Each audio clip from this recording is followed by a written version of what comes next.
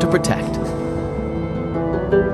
Each parcel of land surrounded a castle and was known as a fief. Fiefs were not only made up of land and castles, but all the peasant villages that extended out around the castle's walls as well. The peasants worked hard, from sunrise to sunset, growing food and working in the fields. Peasants and their villages were protected by the noblemen or lords from their castles. But they also had to do whatever the lord wanted, paying taxes and giving food to the lord and his troops. So if you were unlucky enough to have a cruel and unjust lord, I want more food and money! Work harder! Nothing could be done. The peasants just had to suffer. Even so, few people dared to leave their villages because outside the borders of the fiefs were forests and marshes where unprotected peasants could fall prey to robbers and where most people believed demons and evil spirits lived, waiting to prey on unsuspecting travelers. The peasants of Europe didn't know how to read or write and rarely received news from beyond their own villages. This lack of knowledge about the world around them created many fears, and these fears were reflected in amazing tales of monsters, magicians, witches, and dragons.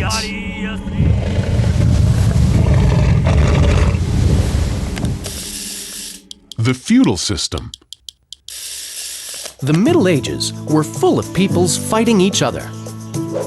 Nobles were united in armies that swore loyalty to each other.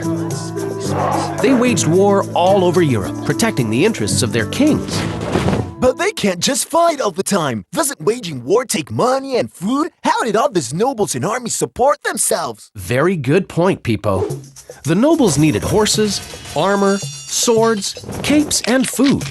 And it all came from the peasants, working each fief tirelessly. They produced all the food and goods for the lords and their armies. The peasants would work hard all year long and produce tons of food that the lords would take.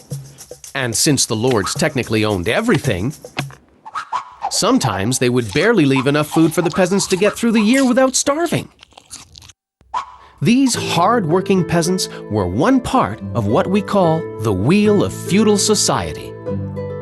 There were the nobles and knights, dedicated to fighting. There were the monks and clergy, who dealt with the matters of the church. And there were the peasants, who farmed and provided food and wealth to the others. Each part of society depended on the other. The peasants had to be defended from invading armies by the lords and nobles so they could grow food. Food that was eaten by the lords and the clergy. These three orders were very strict, and nobody could move from one group to the other. This is what we call the feudal system. Let's dig a little deeper with our time compass and find out what else was going on around the world at that time. What was happening in Japan while Europe was at the mercy of kings and knights? In the 13th century, Japan changed forever. After centuries of wars between two enemy families, a great military chief called Yoritomo rose to power and was proclaimed the first shogun of all Japan. This was the beginning of Japan's long feudal period that lasted 7 centuries and was known as the Age of the Shoguns. The shoguns were rulers who maintained order thanks to an elite group of faithful, honorable warriors called the samurai. The shogun would reward the samurai with lands and riches in exchange for their loyalty. Hey, that sounds just like what was going on in Europe. Exactly. In Europe, it was knights who protected the king's lands. And in Japan, the samurais were doing the same by protecting the power of the shogun. The feudal system on 2 different sides of the world. Coming up in the next episode, the Carolingian Empire, Part 2. After tireless campaigns against the Lombards, Saxons, Avars, Slavs, the Goths, and the Visigoths, Charlemagne managed to create his great empire. But he was not only a great conqueror. Charlemagne also wanted to unite the lords and villagers in his empire under one single religion and one shared culture, basing his power on knowledge.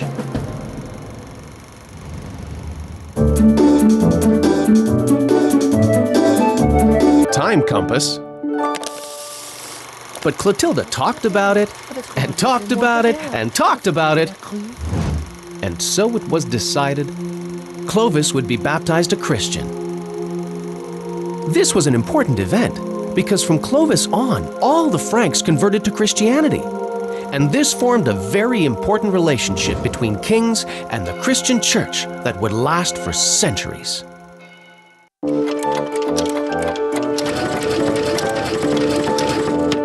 The time compass.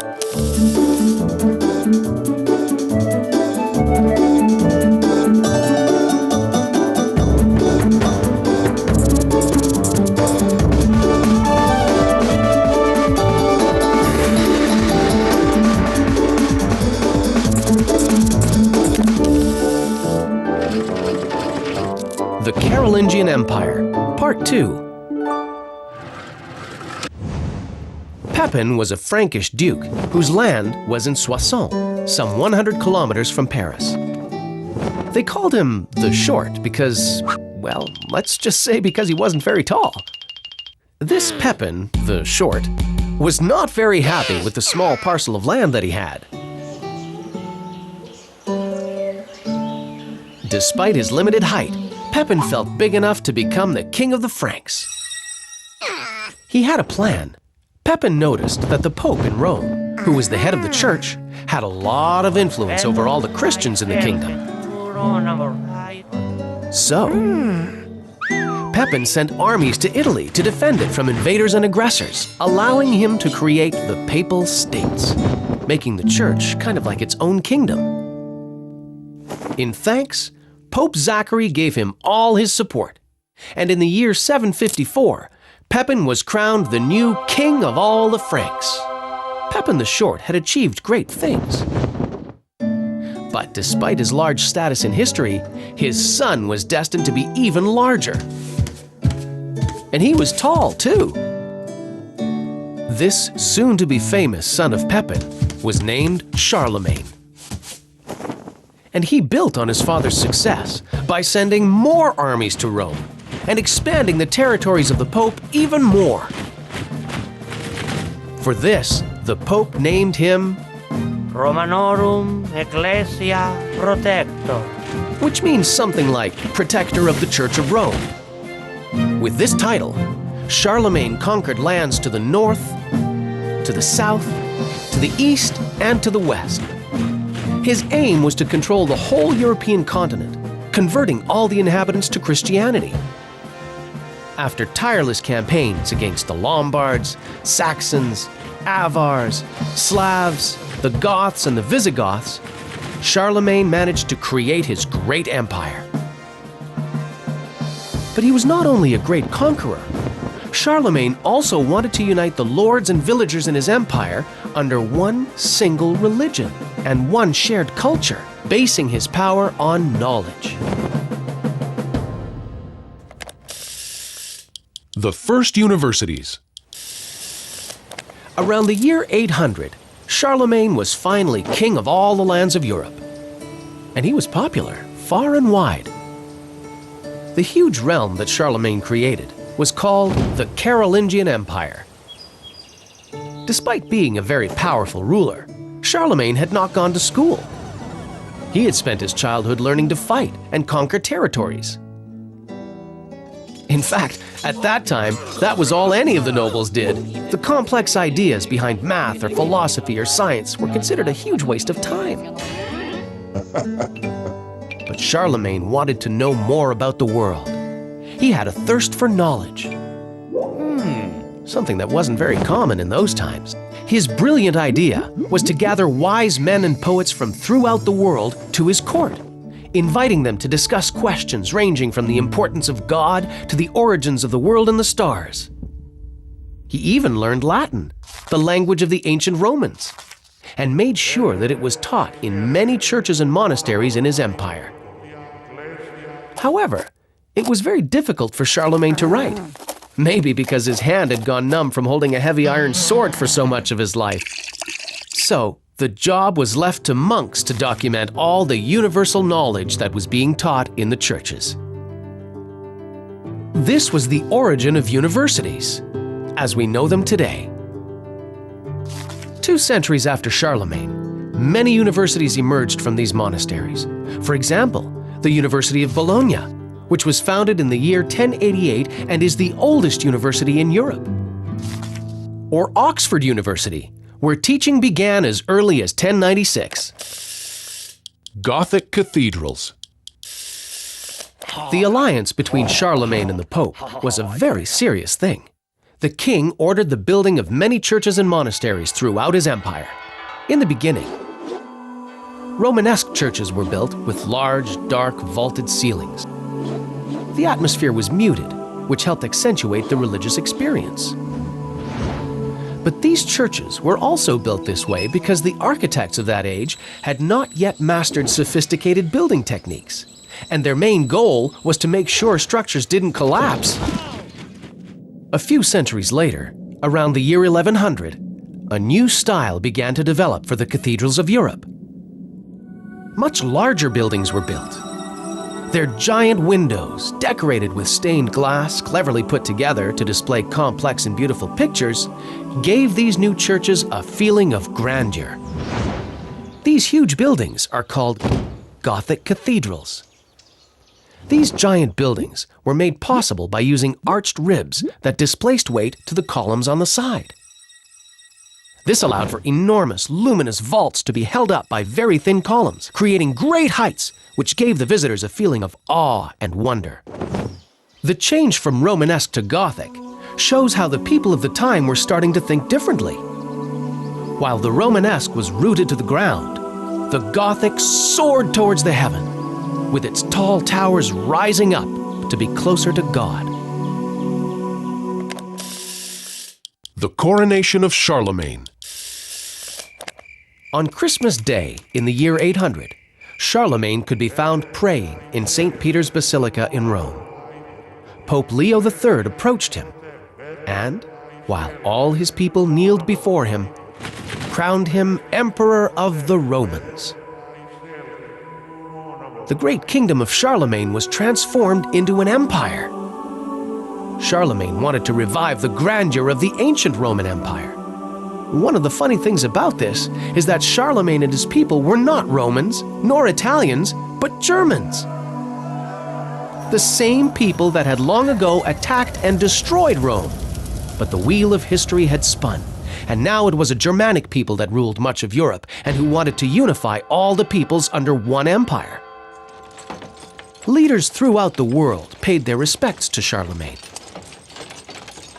For example, the great Eastern Muslim prince Harun al-Rashid didn't just send a gift of precious treasures, but also showed his respect by sending Charlemagne an elephant. An elephant! Talk about an awesome gift! This famed empire was made possible by the intelligence, willpower, and leadership of one great man, Charlemagne. But unfortunately, all these achievements were being held together by this one man. Once he died, his great empire soon disappeared. 14 years after his coronation, in the year 814, his empire was divided up between his 3 grandchildren and soon split up into the kingdoms of Germany, France, and Italy. The schools created by Charlemagne fell into decay, and the art of reading and writing remained isolated in some scattered monasteries. The Carolingian Empire, the great work of Charlemagne, did not last too much longer. And in the following centuries, Europe fell back into constant wars and invasions that made any efforts of unity and shared growth impossible. Charlemagne dreamed of a united Europe with shared goals and aspirations, and this continues to be one of the desires of the countries that make up Europe today, 1,200 years later. Let's dig a little deeper with our time compass to discover the history of universities. Schools and universities, centers of knowledge, have made appearances in nearly all great civilizations. Some, such as the schools of China, could be as old as 2,500 years. And in 331 BC, Alexander the Great created the Great Library of Alexandria. But when these civilizations fell, so did their centers of learning. When the Western Roman Empire fell in the year 476, and again after Charlemagne's rule in the 800s, knowledge became the privilege of a few monks and priests who protected their precious books within the thick walls of monasteries. Then, in the year 1088, the University of Bologna was founded. From that time on, universities began to blossom all over Europe. Teaching began at Oxford in 1096. The University of Paris was founded in 1150, and so on. Centers of knowledge have lasted through the centuries, and you can find modern students studying there to this very day.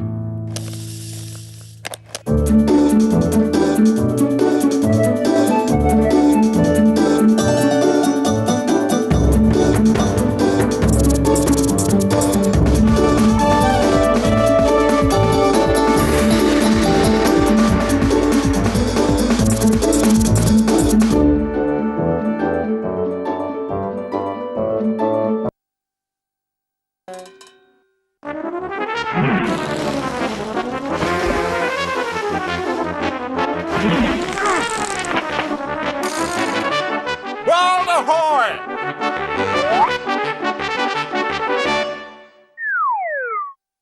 Samurai.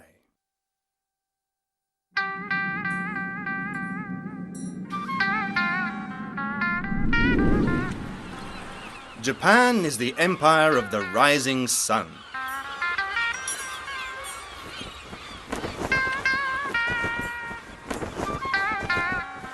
For centuries, it cut itself off from the rest of the world.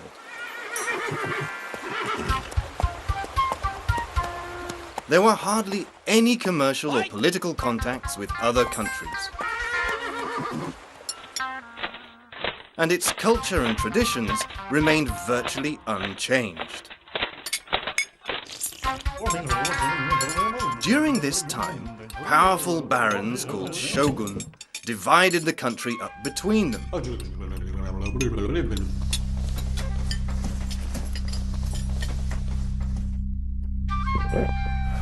While the emperor could do nothing. The shogun were powerful because they had the most fearsome warriors working for them. Warriors who were famous for their discipline, their sense of honor, and their extraordinary martial arts skills. These men were called samurai.